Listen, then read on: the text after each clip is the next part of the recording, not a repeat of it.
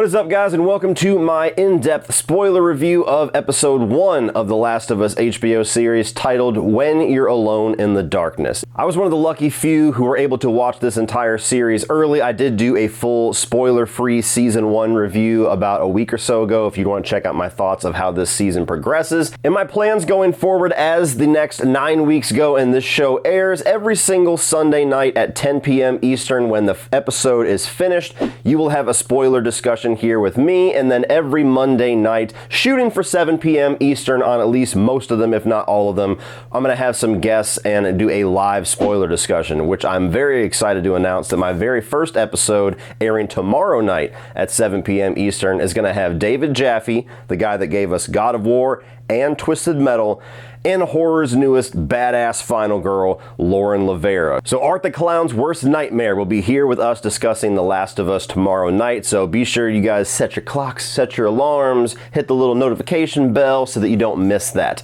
Now, as far as my thoughts on episode 1, I absolutely adored this premiere episode. It is the longest episode of the 9. It's an hour and a half, and there was a lot of things they had to get through because not only do you have the intro chapter regarding Joel and his daughter Sarah and everything that happens on Outbreak Day, but then they have to do the 20-year time jump. They have to reintroduce Joel as a older, grizzled man. They have to introduce Tess. Eventually, they have to introduce Ellie and Marlene and introduce the setup of the plot that's going to be the rest of the show. This episode merited a 90-minute runtime, and every single minute was used to damn near perfection in my mind. I just adored what this show did.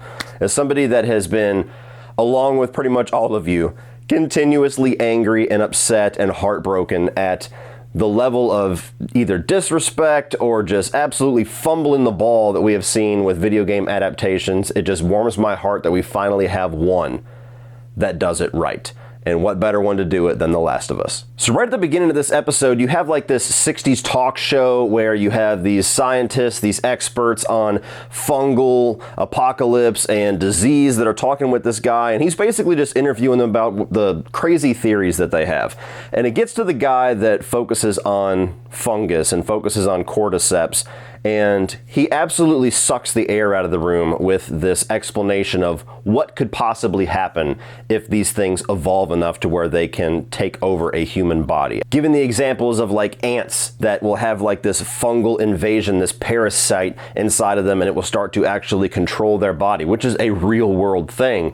And I thought it was actually genuinely chilling as something that is unique to the show. The game did not have that. And so as something that's kind of like a real world introduction and a real world setting the stage and foreshadowing where things are going to go, I really enjoyed that opening sequence. And I love the way that it's so science fiction, and yet at the same time, like the best science fiction, it feels real. It feels like, yeah, that's something that might happen. Should we be discussing this more? And let me tell you guys, the title sequence, the opening sequence, the first time that I saw it, and whenever I heard that score kick in and I saw the little graphics of the fungal growth and ending with the two little silhouettes of Joel and Ellie, the taller person and the smaller person, it was hard for me to hold back tears. Like, genuinely, it was just like, oh my God.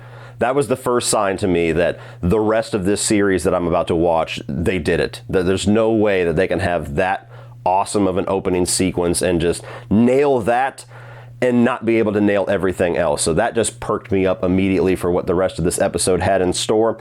And I thought they did a damn good job at really setting up and exploring just a little bit more and fleshing out just a little bit more the relationship between Joel and Sarah, because the game pretty much starts right on Outbreak night, and you don't get to know these characters too much, which attributes to how beautiful the storytelling and how awesome the voice acting is, that you don't get to know the characters too much and still have that emotional impact at the end of Outbreak Day and what happens.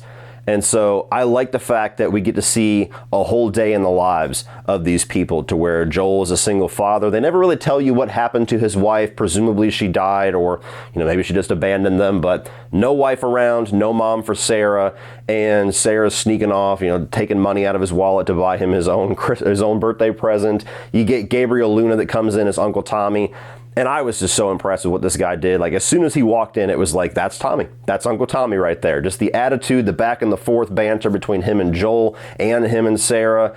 I loved instantly these new iterations of these characters, and I think that they were all perfectly cast all the way across the board. And one of the best parts of this opening sequence before Outbreak Day is that slowly looming threat to where they hear the radio broadcast of some stuff that's been going on in an overseas country, and you see little tiny subtle things happen throughout the day that just makes it feel a little bit off, like there's something happening but nobody's quite aware of it yet. And maybe my favorite shot of the entire episode, whenever Sarah goes back over to her neighbor's house to help them bake or help them in the kitchen, and out of focus in the background is the old lady who's been in the wheelchair the entire episode, and so you're focused on Sarah's face. She's the forefront of the shot. She's in focus. And in the background, you just get this obscured image of this old lady starting to twitch and opening her mouth. And that shit gave me chills. Like, I knew it was all coming, and I was still like, oh, fuck, what is about to happen? And the moment that I knew without a shadow of a doubt, if the opening sequence didn't already sell me on it, the moment that I knew that we were in such good hands with this adaptation was during that driving sequence. After the outbreak has happened, when Joel and Uncle Tommy come back and they grab Sarah, they get into the truck and they start going, and it's damn near shot for shot from the video game, and you get the same camera move where it goes to the side and Sarah's looking as that house is in flames. You get the couple that's off the side of the road asking for help, and Joel's telling Tommy to go, don't even worry about it. Like, that was just, it was mind-boggling to me that it's taken this long to get something like this. Like, there's so many video games that we have had that feels like that is the movie gift package, or the TV series gift package. Just, that is proven material. Do that. Make a little changes here and there. Make it your own, but for the most part, stick to that. And that was the sequence that let me know that The Last of Us is going to be the one to show. They're going to be the one to pave the way and say, look, motherfuckers, it's not that hard. You see how we did it? Just like the video game? Yeah. It's effective as hell for everybody that's never played the video game, and it sets the stage and builds that tension. But for everybody that has played the video game, yeah, they're fucking cheering right now. You hear them?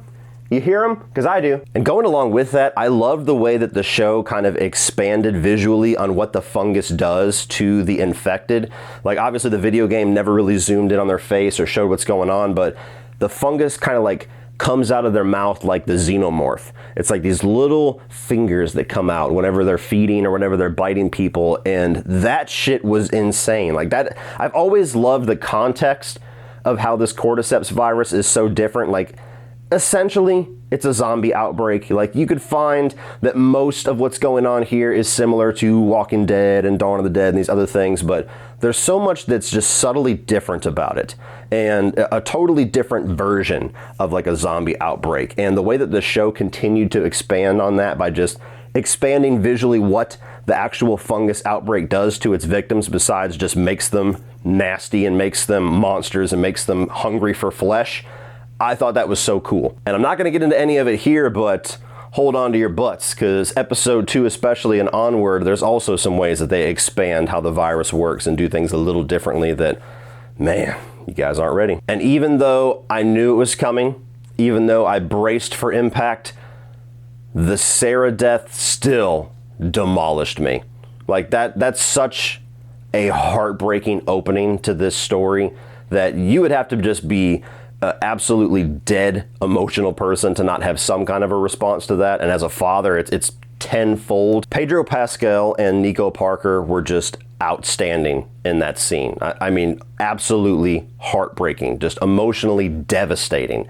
And I think what has always been so devastating about that scene is that it has this element of causing your kid pain added in with the tragedy of knowing that they're going to die. Like, in the game as well as in the show, he's trying to help her, he's trying to pick her up, he's trying to lean her up, put pressure on her wound, and she's just wailing and she's screaming and she's crying because it's painful for her. And as a father, man, like, especially in the show, the way that it felt more visceral to me, to where he wants to help her, but helping her is hurting her more and making her last moments even worse. And just those concepts, like, it's hard to even discuss them now without tearing up. Just the fact that when you're a parent, man, you would die so that your kid would not have to feel pain. And the fact that in that situation, there's nothing he can do and anything he tries to do is making it worse is just, it's absolutely horrifying. And so that is one scene in this initial couple of chapters of this story that they had to nail, that they had to do good with, and those two performers just knocked it out of the park, in my opinion. And speaking of devastation, we get our 20-year time jump. We start to see visuals of how the world has now just devolved into this decrepit version of what it once was, and you get little visuals of what society looks like now and what these quarantine zones are doing. People are just burning bodies. Eventually you see that one of them is Joel. And so you have the introduction into this 20 years later timeline is this kid, this nameless kid that gets found by the soldiers in the quarantine zone, and you're introduced to what the screening process is whenever they find strays and they're cleaning them up and they do the little viral test. And in the show, you haven't really been shown what that little device is or what the green and the red is. As the video game fan, I knew, and it was still just horrific, but you have this nameless kid that is being comforted by these soldiers, and hey, after we clean you up, how about we get your favorite food, or we get you some ice cream, or whatever she was saying. And then it just cuts to showing the rest of the QZ and showing Joel, and this truck pulls up with all these bodies to continue to burn them, and one of them is that kid. Oh, perfect way to show how devastating and how mean and archaic and barbaric the world is now in lieu of this virus. Just how morals cease to exist to a certain extent. And it's about survival. It's about survival of the fittest, the will of the masses, the well-being of the masses over the individuals, and how little they have time to care about people that unfortunately have been infected. I can't think of a better way to just immediately show you how devastating this world has become without showing any of the characters that we know. And this is where you really start to see where a lot of that money and a lot of that production went into this show, because this is a very expensive show. I believe they spent more than most seasons of Game of Thrones, which already was a pretty astronomical budget. And it's especially in this first episode in these quarantine zones in Boston that you really see where all that money went, because man, if they did not absolutely create the world of the video game in here, to where they show these Boston buildings. I don't know if they shot in Boston, but it's convincing enough for me. They show you these buildings that are supposed to be in Boston. They show you how the buildings have been overgrown with the flora. They show you how dirty people are and the clothing that they have to wear. They show you how all of the different wiring and all the communication systems that has gone back to the archaic times are working. I mean, there's just so many things that they do on a production value stand that just, it blew me away. It blew me away in this show, because there's a lot of this show that takes place on the road, in the woods and stuff like that, that you can get away with just shooting and not putting a whole lot of production value into it aside from how the actors look. This right here shows you how much time and how much TLC went into absolutely delivering the world of The Last of Us. And from here, you pretty much get into chapter 2 of the game, to where you're introduced to Tess, you're introduced to the new 20 years older version of Joel, and again, they do a really good subtle job at not really fleshing out the relationship of Joel and Tess too much. You could tell there is a bit of the love, attraction, a codependence there, especially on Tess's side, but they're also codependent just in the survival sense, which again, that's the world. That is the word to define society at this point. Like I said, with the little kid, it's about survival. They have to stick together because they work well together. They keep each other alive. And so you get into that, you get into Robert that has stolen the battery that they're looking for, which, just like in the video game, Robert's the first person you have to go chase down. And I love the little tiny twist here. And the show has plenty of these little tiny twists that don't really affect anything for the new viewers, but for the video game fans, it gives you just enough of a surprise to really keep you on the edge of your seat with smaller, subtle things, to where you don't get that big chase sequence and you don't get any kind of a shooting sequence with you and Tess trying to take down Robert. It seems like it's going to be that way, and then they kick open the door and Robert and his dudes are already dead. And that is how they run into Marlene, because Marlene and her people are the one that took him out. And also just a very efficient way to tell the story. How to cut out some of those long gameplay sequences that don't necessarily add anything to the story. It's just for the interactivity side. and get you from point A to point C just a little bit faster. So I love the way that they did that and just immediately got Joel and Tess into the situation where they're going to have to meet Ellie and go on this job for Marlene. And then we get introduced to Bella Ramsey. And like I already said earlier, I think the show is perfectly cast. Bella Ramsey might be the most impressive one of all of them, because Ellie is arguably the most critical role that you have to nail, not only with casting, but with the performance, because that character is multi-layered, multi-dimensional, very complicated, and extremely beloved by the fans of this game. All these characters are, but especially Ellie. And I just think Bella Ramsey nailed every tiny little nuance of this character. She gets the attitude down, she gets the innocence and the wonder and the little bit of worry that comes out. She got a very hard outer shell, but whenever that's broken open, she can show that she is somebody that is not certain of what the world is or what her place is in this world. Her chemistry and her on-screen presence with Marlene is great. Eventually, just the little bit that we get in this episode of her back and forth with Joel and Tess is great. I love the whole segment where they're kind of just chilling out for a little while and she's looking through notebooks and realizes that they have this radio and there's this code where they communicate with somebody named Bill and somebody named Frank. And 60s music means one thing, 70s music means another thing, and she doesn't know what 80s music is. She asks Joel. Joel, very hard, doesn't really want to have any kind of relationship with her like he does in the video game for the early part of their relationship. And I love the way that she tricks him into giving him the answer later on. Hey, the radio was on while you were sleeping. Whoa, what was the song? Something about, wake me up before you go. Oh, shit. So 80s music means some shit's going down. Code broken, bitch. That's Ellie. That's Ellie to a T. And again, we're going to get into it further throughout this series, but just little things like that, just little subtle moments like that brings that character to life. I mean, it's just right out of the video game. I think that she 100% nailed what was required to appeal to the video game fans as a really beloved character, but there's also tiny little nuances where she makes it her own, and I loved what she brought to that character. And much like I said in my spoiler-free review of the entire season, I think they did a damn good job at crafting this story and chopping it up into very specific segments to make 9 episodes of TV that flows like a good TV show should, where it gives you all the information that you need. It's entertaining. There's something stand out about each episode, and they leave you off with something that makes you want to immediately click the next episode, but you gotta wait. And the way that they do that in this episode is 2 different ways. One for the new viewers and one for the video game fans, to where you have them going off, leaving the quarantine zone, starting this little smuggling journey, trying to get Ellie to the Fireflies at the Capitol building, and Joel runs into that soldier that he's been doing the drug deals with. And the guy has got him down on their knees, and he's doing everything by the book, and they're like, fuck, how are we gonna get out of this? And then as soon as he puts the little test onto Ellie's neck, she stabs him in the knee, a big fight breaks out, and it's the first time you get to see that darker edge of Joel. And I love the way that they subtly bring it about and they hint at it, and especially the way that Pedro performs it, to where you can tell this guy's got a lot of built up anger.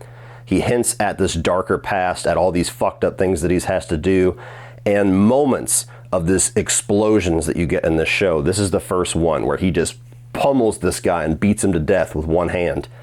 And you see the guy that they were talking about. You see, like, when Marlene hinted at it, is like, hey, I know what you guys have done. And Ellie's like, what have they done? What's going on? That's what they've done. They've been that. He's been that for God knows how many years. And then it shows that the test showed that she was positive, that she's infected, and they freak out, and you find out that Ellie's actually immune, that she has been bitten, she has not turned, and that is why she's so important. She's not some bigwig's daughter, she's not somebody that's important to the cause. No, she is possibly the key to ending all of this. And so for somebody that's experiencing the story for the first time, that is your big cliffhanger to leave on of, oh wow, where's this gonna go? But then the next 15 seconds or so, as they go off into these fences and they go off into the city and the lightning just lights up these 2 buildings, that's a visual that's straight out of the video game. And that just leaves you on the edge of your seat if you're a fan of this show going, holy shit, they did it. they did it. They brought these characters to life. They're nailing the story. The production value is just immaculate. They're hitting every single little beat that you have to hit for this story, adding their own little flavor that's such a cool little counterpoint for the video game, and even something on a visual front that is so seemingly unimportant to anybody that's not a fan. Just a quick little flash of two buildings just capsized against each other. Another tiny little just jolt to the heart for anybody that loves this video game, that loves this story and loves these characters. So episode 1, and I'm not really going to change my tune much at all throughout the rest of these episode reviews, was a perfect episode of television to me. It was an absolute perfect adaptation of the first couple of chapters of this game. I think that it works phenomenally if you are a fan of the games. My wife watched it and thought that it was amazing as somebody that has no knowledge of the video games. And so they finally found a way to do both, to appease both, to appeal to both. And I can't wait for you guys to see what the rest of this show has in store for you. Well, that's it for this one, guys. Please hit that subscribe button, and so you do not miss out on that live discussion tomorrow and for the rest of the runtime of the show. We're going to be talking about Last of Us for the next couple of months, and I'll also put my review of the video games up here if you want to check that out. Thank you so much for watching, and as always, remember, opinions are like assholes, but that doesn't mean you have to be.